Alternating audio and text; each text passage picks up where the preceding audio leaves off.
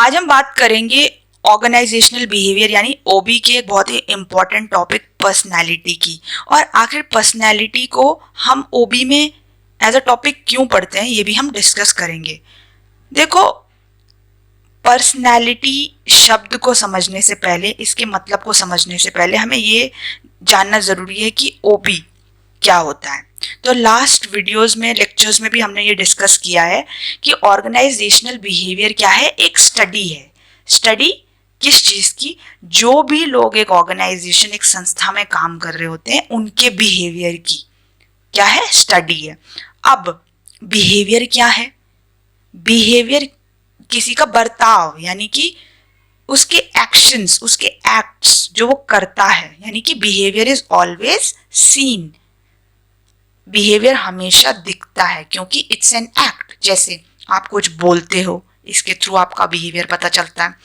आप कुछ facial expressions देते हो, जेस्चर्स देते हो, बॉडी लैंग्वेज, इससे क्या पता चलता है? आपका behaviour. So it's basically an act which is seen. अब पर्सनैलिटी एंड ओबी, इन दोनों को क्या रिलेशन है?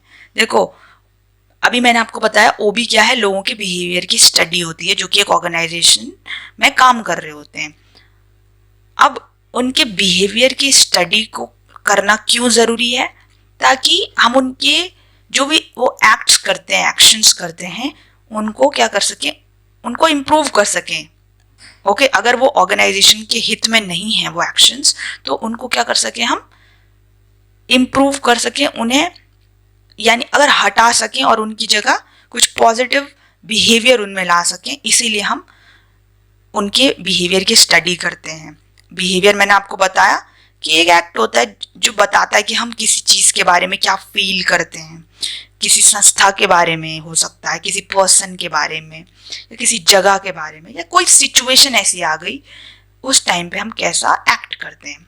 ओके, अब पर्सनैलिटी क्या होती है, विच इज़ वेरी इंपॉर्टेंट।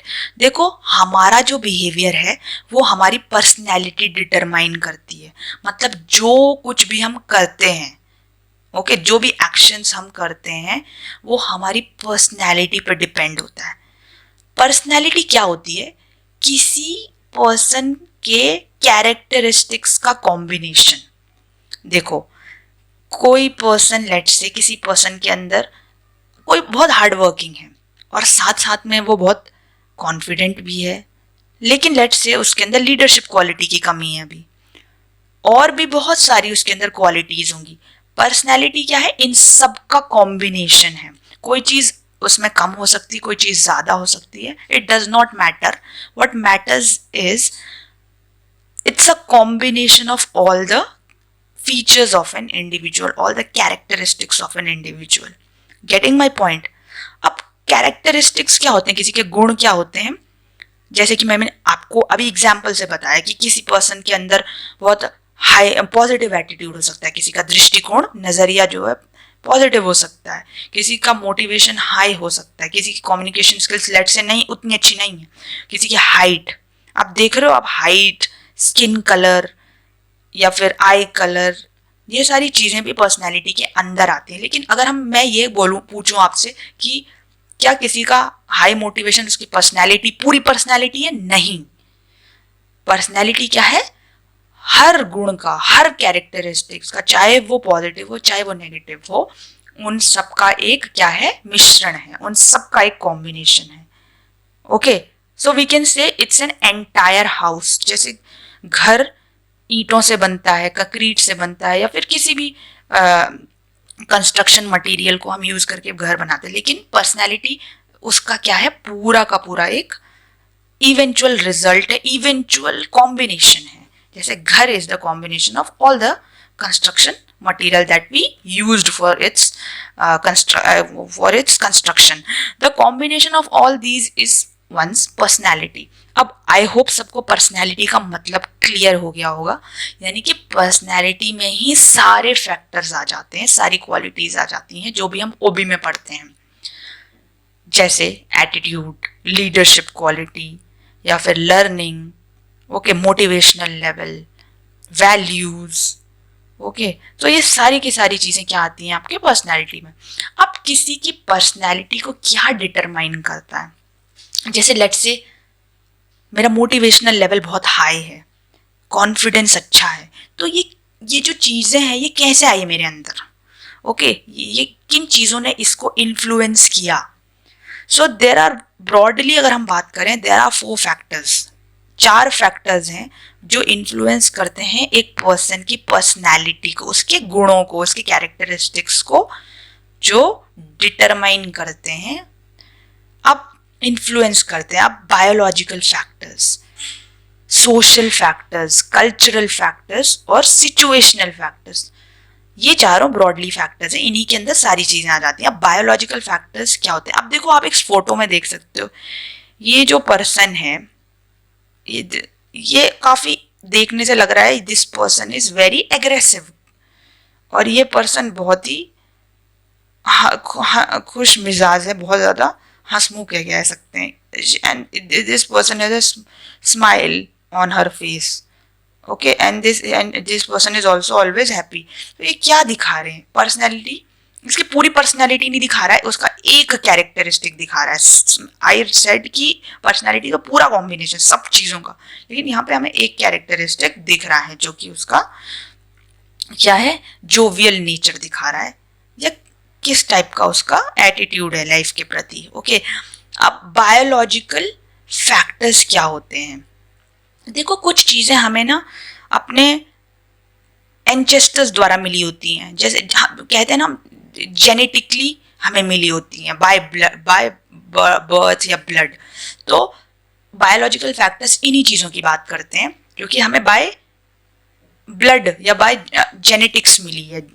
अब जैसे इसमें आ जाते हैं फिजिकल फैक्टर्स, फिजिकल मतलब बॉडी से रिलेटेड, जैसे किसी की आईज का कलर उसके जेनेटिक्स से रिलेटेड है या बाय बर्थ उसे मिला है, किसी उसके लेट से पेरेंट्स का हो सकता है आई कलर लेट से ब्लू या ब्राउन, तो वो उस पर भी गया। नोज शेप या हेल्थ, उसका कितना वो फैट है, स्लिम है, हाइट, बहुत सारी चीज़ें हैं जो कि आपको जेनेटिकल फैक्टर्स से मिली होती है, जेनेटिक फैक्टर्स से आप इम्बाइब करते हो।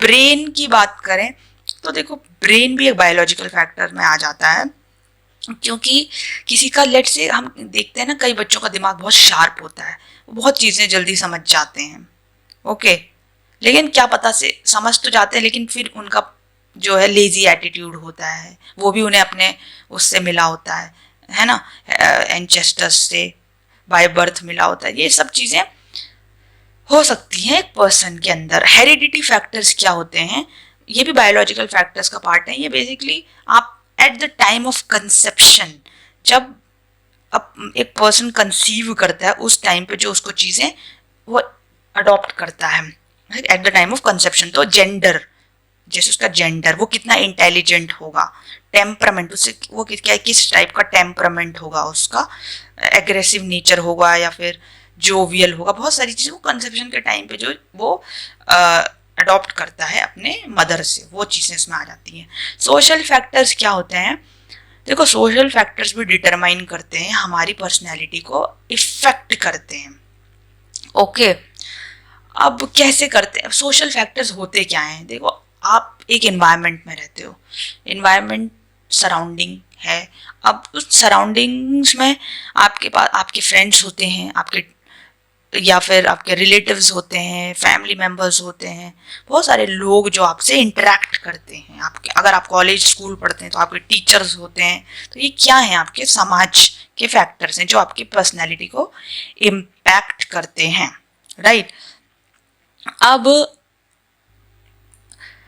कैसे करते हैं, जैसे फॉर एग्जाम्पल अगर आपकी फैमिली मेम्बर्स बहुत सपोर्टिव हैं और आपको हर काम में हेल्प करते हैं, हर चीज़ में सपोर्ट करते हैं, तो इससे आपकी पर्सनैलिटी कैसे बनी, कैसी पर्सनैलिटी होगी आपकी, हेल्पफुल पर्सनैलिटी होगी जो हेल्प करती है, क्योंकि आपने वो सीखा है, वो आपका एक गुण बन जाएगा, वो आपकी एक कैरेक्टरिस्टिक बन जाएगी। तो ऐसे ही आपके रिलेटिव्स कैसे, फ्रेंड्स कैसे, वो क्या बातें करते हैं, कैसा बिहेव करते हैं, एक्ट करते हैं, राइट। तो वो सब चीज़ें किस पे डिपेंड करती है, उनके पर्सनैलिटी पे, और पर्सनैलिटी को भी बहुत सारी चीज़ें इन्फ्लुएंस करती है। So it's a cycle. Okay, अब कल्चरल और रिलीजियस फैक्टर्स भी आपकी पर्सनैलिटी को डिटरमाइन कर सकते हैं। आप किस रिलीजन के हो, क्यों? देखो, रिलीजन क्या होता है? जो चीज़ें हम फॉलो करते हैं, एक धर्म के अंदर जो चीज़ें लिखी गई हैं, ओके, जो चीज़ें लिखी गई हैं धर्म के अंदर, वो चीज़ें हम फॉलो करते हैं। जैसे हम किन भगवानों पे विश्वास कर रहे हैं, okay, it's basically more related to the supreme deity. Okay, and culture क्या होता है? कल्चर होता है आप कैसे रहते हो, कैसे आप अपने जीवन को व्यतीत करते हो। Okay, the way we live और the religion we follow matters in determining a personality. तो आप क्या, जैसे फॉर एग्जाम्पल, आप क्या खाते पीते हो, ओके, क्या आप कौन से फेस्टिवल्स आप सेलिब्रेट कर रहे हो, आप कौन से भगवानों में विश्वास करते हो, क्या आपकी मान्यताएं हैं, क्या ट्रेडिशनल प्रैक्टिसेस आप फॉलो करते हो। ये सब चीज़ें क्या हैं, आपके पर्सनैलिटी को इफ़ेक्ट करती हैं। ओके, क्या कपड़े आप पहनते हो, ये इफ़ेक्ट करती हैं आपके गुणों को। जैसे अगर मैं अगर मैं ट्रेडिशनल वेयर की बात करूँ, साड़ी या फिर कुर्ती, कुर्ता पैजामा, या ऐसे ट्रेडिशनल वेयर, इन चीज़ों की बात करो, तो ये क्या दिखाते हैं कि we are not using any kind of western clothing, जो कि बहुत रिवीलिंग टाइप की होती है। मोस्टली रिवीलिंग कपड़े जो हैं वो वेस्टर्न कल्चर में यूज किए जाते हैं, which shows that they are open.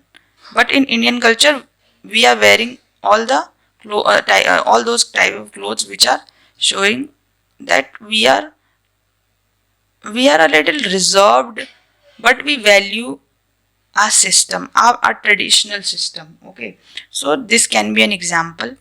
वैसे बहुत सारी चीज़ें हैं जो आपकी पर्सनालिटी को डिस्क्राइब करती हैं, आपकी पर्सनालिटी को इन्फ्लुएंस करती हैं। तो होप आपको ये लेक्चर अच्छा लगा होगा। अगर वीडियो अच्छा लगा तो वीडियो को सब्सक्राइब करना ना भूलें।